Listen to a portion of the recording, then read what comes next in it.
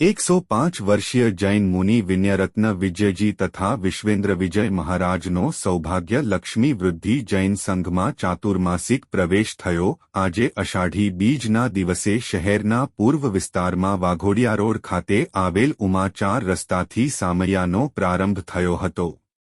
જૈન અગ્રણી દીપક શાહે જણાવ્યું હતું કે જૈનોમાં ચાતુર્માસનું સવિશેષ મહત્વ ભગવાને બતાવ્યું છે, તેથી દરેક મોટા જૈન સંઘોમાં સાધુ સાધ્વીજી ભગવંતોને ચાતુર્માસ માટે વિનંતી કરી ભવ્યાતિભવ્ય પ્રવેશ કરાવતા હોય છે।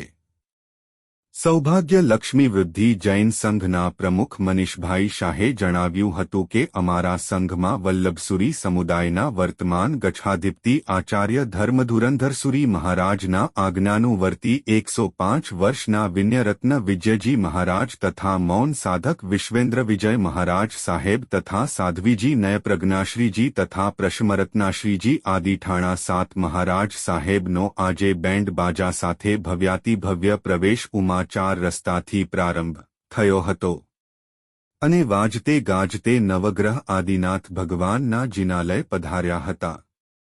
સામૈયા દરમિયાન વિજય વલ્લભસુરી અમર રહો, જબ તક સૂરજ ચાંદ રહેગા વલ્લભ તેરા નામ રહેગાના નારાથી વાતાવરણ ભક્તિમય બની ગયું હતું।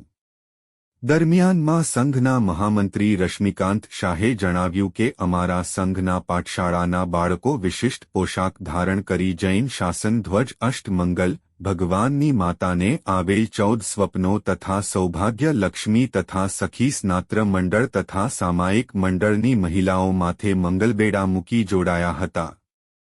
105 વર્ષના જૈન મુનિ આજીવન આયંબિલ તથા એકાસણા કરી કાયમઠામ ચૌવિહાર કરનાર મુનિ વિનયરત્ન વિજયજી મહારાજ તથા મુનિ વિશ્વવેન્દ્ર વિજય મહારાજ સાહેબે નવગ્રહ જિનાલયમાં આદિનાથ ભગવાનનું ચૈત્યવંદન કરી શુભ મુહૂર્તમાં ગુરુ ભગવંતોનો પ્રવેશ ખૂબ જ ધામધૂમથી સંઘ દ્વારા કરાવવામાં આવ્યો હતો।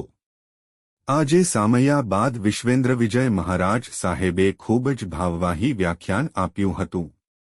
ત્યારબાદ સાધુ સાધ્વીજી ભગવંતોને ચાતુર્માસ પ્રવેશ નિમિત્તે પરંપરા મુજબ કામળી વહોરાવી હતી તથા સંઘના બાળકો તથા બાલિકાઓએ સુંદર નૃત્ય કરી ગુરુ ભગવંતોની વધામણી કરી હતી। વધુમાં સંઘના અગ્રણી કલ્પેશભાઈ શાહે જણાવ્યું હતું કે 68 કળશ સાથે નવકાર પીઠિકાનું સ્થાપન ગુરુ ભગવંતો દ્વારા વિવિધ મંત્રોચ્ચાર સાથે કરવામાં આવશે। તેના ઉપર સંઘના સભ્યો દ્વારા નમસ્કાર મહામંત્રનો જાપ રોજ કરાવવામાં આવશે। કુલ 68 આયંબિલ પણ સંઘમાં કરાવવામાં આવશે એમ સંઘના ટ્રસ્ટી નિલેશભાઈ ચુડગરે જણાવ્યું હતું। ત્યારબાદ સંઘ નવકારશી યોજાઈ હતી।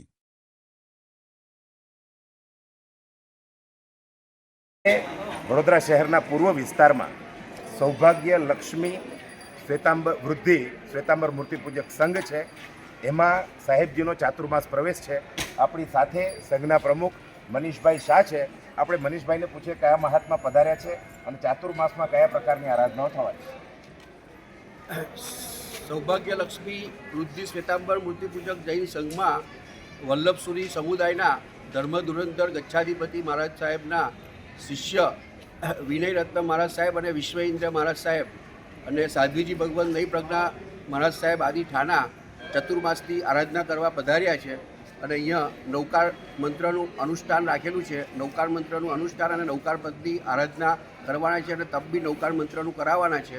તો 4 મહિના સરસ અમે તપમાં આગળ વધીશું સાહેબજી જોડે। બોલો જીને સાહસ।